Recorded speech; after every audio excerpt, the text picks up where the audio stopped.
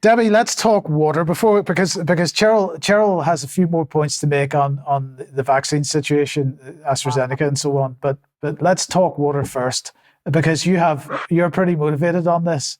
Okay, so where do you want me to start? Well, but at the end of the day, Southwest Water don't care, right? They don't care.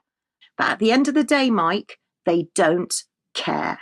Sorry, I've taken up too much time, but it's a big passion of mine. I don't think you have, Debbie, because this is a hugely important topic, and it's something, and the issue I have with, and everybody should have with this whole thing is that our public utilities were privatized. It doesn't matter whether it's water, electricity, gas, whatever it happens to be. Our public utilities were privatized, but the deal that was done has allowed them to simply fail to invest in the infrastructure, to pull the profits, and they've made big profits over the years out and handed out in dividends, which is effectively asset stripping the whole thing. So at some point, you've mentioned the Thames Water is about to go out of business, and indeed it is.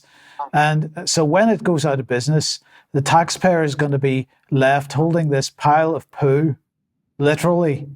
And of course, it'll be the taxpayer that'll be expected to make the investment in the infrastructure that the company should have been making for the last 20 or 30 years.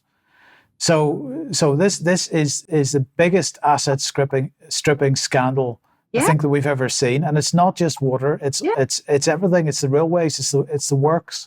Forget regulators. They're useless. They're just there for show. They're a front. And there's no law. The issue here is that successive government, doesn't matter whether it was Tory or Labour, successive governments have absolutely continued this policy. It's a great example of where there is no difference. We have only ever operated in a uniparty situation. Frankly, that alone should have every single politician that's served since 1979 in the dock and in prison, in my opinion, because it's fraud and it's theft. And they should be in prison.